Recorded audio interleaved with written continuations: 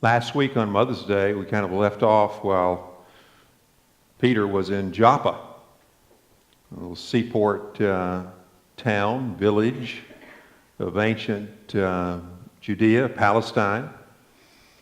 He was there, of course, because this is where he brought back from the dead, we're told in the story, Tabitha or Dorcas. And it just happened to be a very opportune place. Simon Peter was spending some time with another Simon. I know it's hard to keep him straight.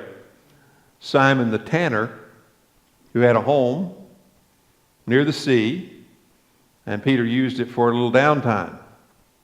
And that set up another story that brought about an encounter between Peter and Cornelius, a Roman centurion of the Italian cohort, we're told, a very influential Roman army official who sends for Peter, and the result is history.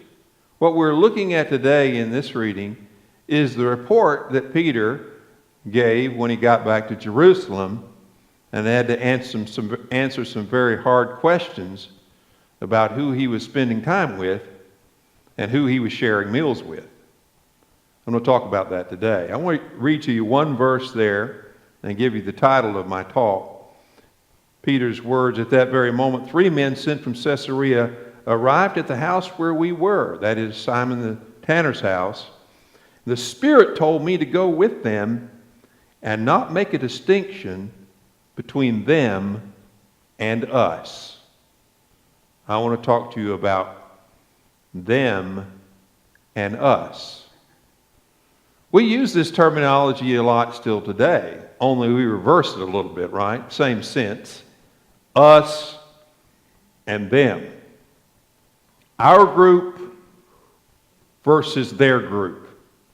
I was reading an article in Psychology Today written by Wendy Jones, PhD. She's writing this. The title of it is "Us versus Them, or Not Our Kind."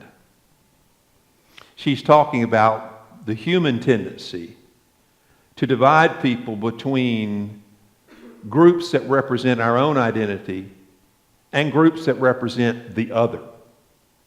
How the human tendency to other people, called othering in this article. She goes back and shares some insights from psychology. And I wanted to share just a brief excerpt from her article with you as the introduction to my sermon. She says, "Psychology has yielded some fairly grim news about othering, about the ease with which we view people as part of an outgroup and have negative emotions about them. Expose someone to an image of another person for 50 milliseconds. 50 milliseconds. Not enough time for conscious processing, and the viewer's amygdala, that is the brain area that's associated with fear and aggression, will activate for other races and ethnicities. The fusiform face area involved in facial recognition will activate only for those of their own kind. The brain processes information about gender and social or economic status just as quickly, and such processing can be based on minimal cues about race, ethnicity, and gender. We come by this tendency to other honestly. It is the heritage of our evolution, and we share this trait with other great apes." She goes on to describe how these same tests have been done on babies, on infants, of all races, all ethnicities. And this same response in the amygdala, that part of the brain, subconsciously responds differently toward people that we perceive as looking or being different from us. This is a problem that's deeply rooted in our humanity. I want to talk about it today as it relates to the issue of ethnicity and religion. Because we see in this story an example of how one of the great challenges of moving this early Christian movement, initially called the sect of the Nazarenes, a Jewish sect, as it began to expand beyond Palestine and began to include new people who are not Jews, who had not been participants of ritual circumcision or kept the dietary codes of ancient Judaism, or the ceremonial separations that the Jewish people had designed to keep themselves distinct through all those years. We're going to see how when the followers of Jesus begin to move out and encounter new people, they had a big problem. What are we going to do about these people who they're not good Jews? Now, be careful today. I'm going to talk about this story, but I don't want anyone to take away from the notion that I'm trying to disparage the Jewish people. Because I will guarantee you one thing, that as soon as non-Jews began to establish themselves as members of the way of Jesus, it didn't take very long before they turned the tables on the Jews and began to do the same things to them that initially some of the Jews did to those who were part of the out-group from their perspective. So I'm not trying to establish myself or ourselves as some special in-group that got it all right or continues to get it all right. We do not. Because as I indicated in this article, I want you to see this is something deeply embedded in who we are, and the first step to avoiding its worst tendencies is to recognize that we are capable of doing these things as humans. I tell people, and I tell myself, the person that's most likely to be ethnocentric or racist is the person who thinks that he or she cannot be. That's the most dangerous place you find yourself in, when you think, well, that's not me. Yes, it could be any one of us.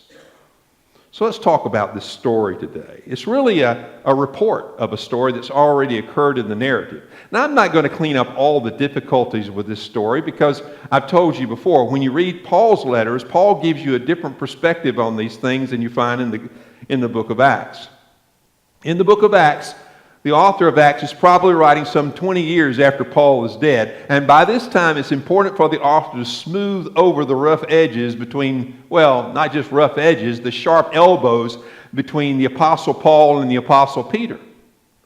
Because if you read Paul's account in Galatians chapter 2, he doesn't think so highly of Peter on this point. As a matter of fact, Paul says in Galatians chapter 2 that he had to publicly rebuke Peter because when Peter, he accused him of hypocrisy. Because he said when Peter came down to visit him in Antioch, that when Peter was with the Gentiles, he ate with them freely, but when people came from James in Jerusalem, James is the Lord's brother who really dominated the church in Jerusalem, when Peter came down, when people would come down from James, that Peter would withdraw and not eat with the Gentiles. And Paul said that was hypocrisy, and I rebuked him to his face. Well, you know Paul. He said even Barnabas was caught up in the hypocrisy. So the underlying reality behind this story is probably a lot more rocky than the way the author of Luke Acts portrays it, because by this time he's trying to kind of smooth the troubled waters. But this had been a very controversial issue, and for good reasons. When it comes to this question about circumcision and uncircumcision, this seems terribly strange to modern ears.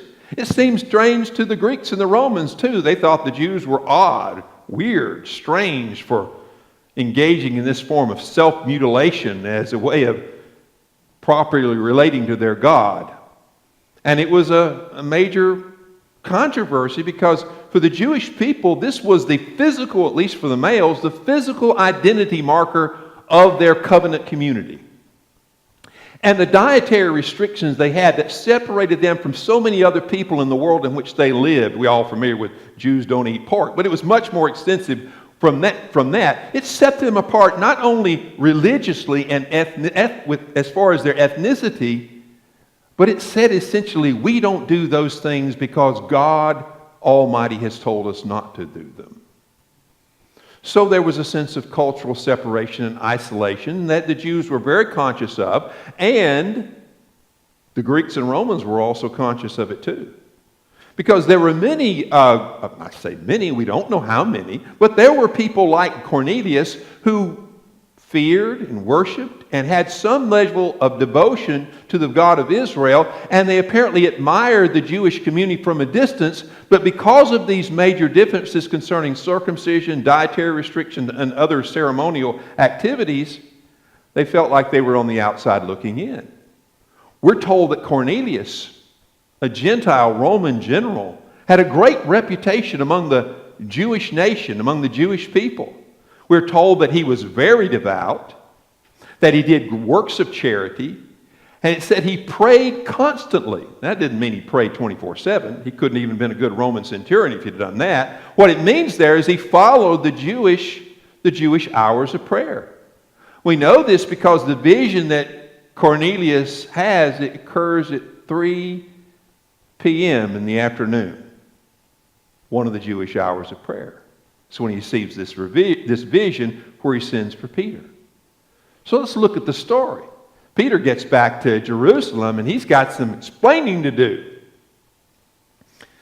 The explaining to do specifically comes from a question of what's called the circumcised believers or the circumcised brothers. That would have been basically everyone. This would have been the males, the Jewish males who had embraced Jesus as the Messiah, but they still felt like they had always felt, if you were going to be truly a part of a covenant community that God was a part of, that you still had to follow this course.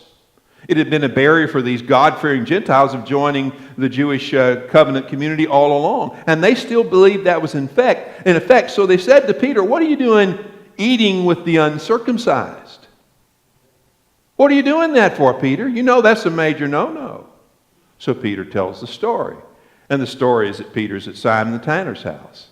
And it says he's in a trance. He's either praying or dozing or sleeping or something on the rooftop where they can get the sea breeze coming off the water. And he has this vision. He says he has it 3 times. And it's a sheet being lowered down from the heavens full of all types of birds and animals and reptiles, both clean and unclean animals. That's by Jewish definition of clean and unclean. And he hears a voice from heaven, presumably from God. Peter assumes it's so. And says, "Kill, Peter, and eat." And Peter says, "No, Lord, that's not going to be me. You know I'm kosher. I only eat the things that your law has told me I'm supposed to eat." So he says he sees this vision, these words 3 different times. And he draws a conclusion. And the conclusion is God is no longer making such distinctions anymore. This not only addresses the subject of dietary food restrictions, it has a much bigger purpose altogether. For as soon as Peter comes out of the trance, some men show up at the gate. 3 men were told, sent from Cornelius. One's a devout soldier, according to Acts chapter 10, and 2 slaves of Cornelius. Yeah, I know it's complicated with the slavery thing, so we'll talk about that another time. Well, these 3 men show up, they bang on the gate, and Peter, they answer the gate, and they said, "Well, Cornelius has sent for you." And Peter concludes that the Lord intends for him to go with them. That's what he says there. "The Spirit told me to go with them and make no distinction between them and us." So he shows up in Caesarea Maritima. That's primarily where the Roman legions would stay when they were in the area. It was a coastal city. It was really a Roman city. Typically, that was where the Roman governor resided for most of the year. And so Peter shows up in Caesarea Maritima. Cornelius has called not only his friends and his relatives, but he welcomes Peter and he falls at Peter's feet. Peter says, "No, listen, I'm only a mortal. Don't worship me." And then he begins to tell him the good news about Jesus. And we're told that as he tells them the good news about Jesus, the Spirit is poured out upon Cornelius and his house guests. Peter says, just as it was poured out upon us, reflecting back to Pentecost. Peter draws the right conclusion, which is what? God is not making distinctions anymore between the Jews and Gentiles on the matter of who can be a part of the way of Jesus. So he continues to preach the message. It's a dramatic conversion experience. He baptizes the community, the people who came to believe. And he says he stays with them for the few days. Now pause there for a moment. This is a good Jew, at least just a few days ago, up to a few days ago, who's actually staying for a few days with a thoroughgoing Gentile. eating with them, drinking with them, sleeping in the house. Everything's wonderful.